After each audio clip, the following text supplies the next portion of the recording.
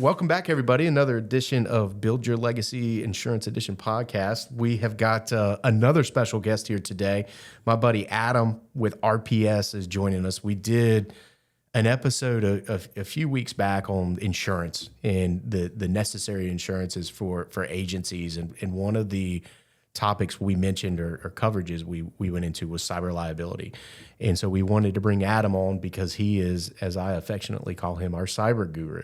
We're fortunate to have a great relationship with Adam and RPS, and Adam was a guest speaker for us a few years back at our annual meeting. So, Adam, thanks for joining us, man. And how are you today? I'm doing well. Thanks for having me. This is great. Yeah, glad to hear that we can help out and chat about some cyber today. I tell you, we had you at the annual meeting a few years ago. You kind of, as I would say, brought the heat. Everybody loved your breakout session, and great energy, and the topic in particular really drove a lot of people to ask a number of questions, and we're very engaged. So hoping to get the same thing from you here today. Fantastic. I'm in. I like this stuff. Well, tell me a little bit about yourself, how you found your way to RPS, and what really got you into this segment of the industry. I actually had the internship.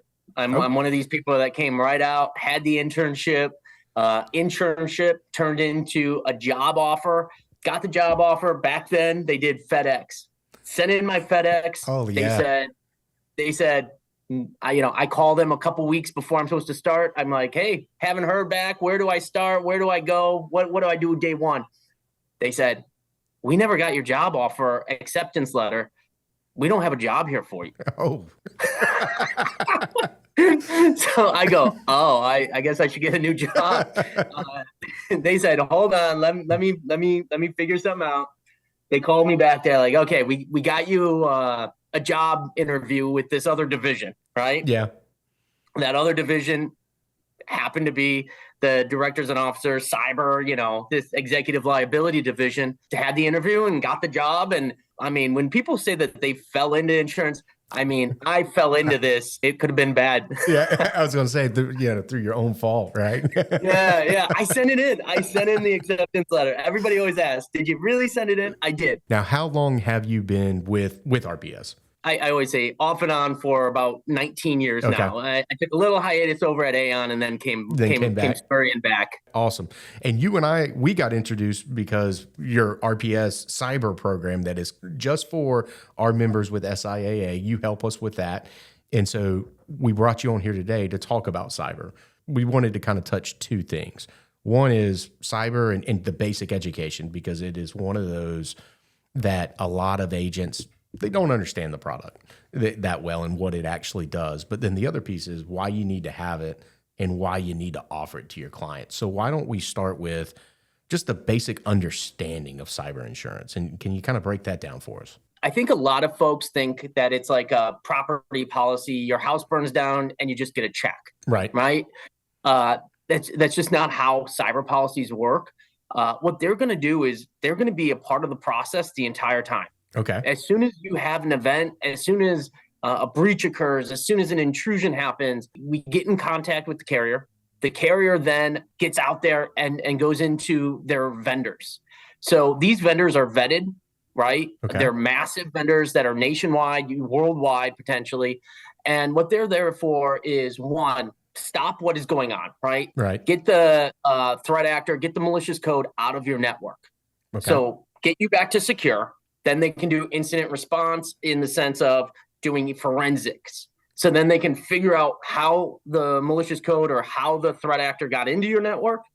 And then from there, they can obviously make sure that that's all secure again. If there's a ransom, a third-party vendor then comes in and negotiates with the threat actor and tries to get down that ransom.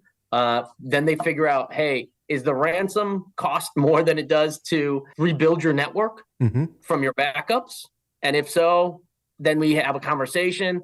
But sometimes also the threat actor goes, well, we do have your information. So if you don't pay us, well, then we're going to release the information. So you kind of get blackmailed in there too. Right.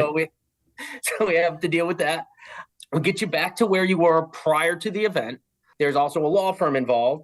And the law firm helps throughout the process, but then also notifications to all of the individuals that were compromised. right? Okay. Then there's also a third party for credit monitoring. I mean, if you had to go out and do all of this by yourself without insurance, you wouldn't know where to begin. That's what I was saying. You don't know where to start. And then on top of it, somebody's got to notify the attorney general that the event occurred. Okay. So you have to let folks know that this happened too. So then you don't have fines and penalties that arise throughout this process, or at least increased fines and penalties because of the event. So I always tell them, at least get some, at least get $1 million of coverage, at least buy something. So then you can have access to all these vendors. Yeah.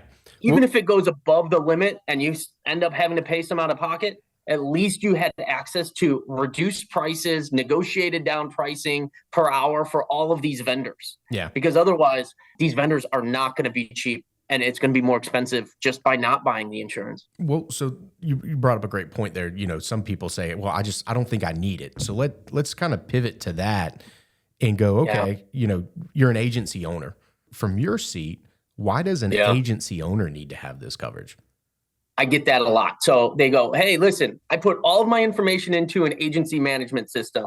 A third-party accountant does all my accounting. I use Gmail, so Gmail has all my emails. I have nothing. Mm-hmm. I use all these third parties. I'll never have a cyber breach. Well, that's just not how it works, right?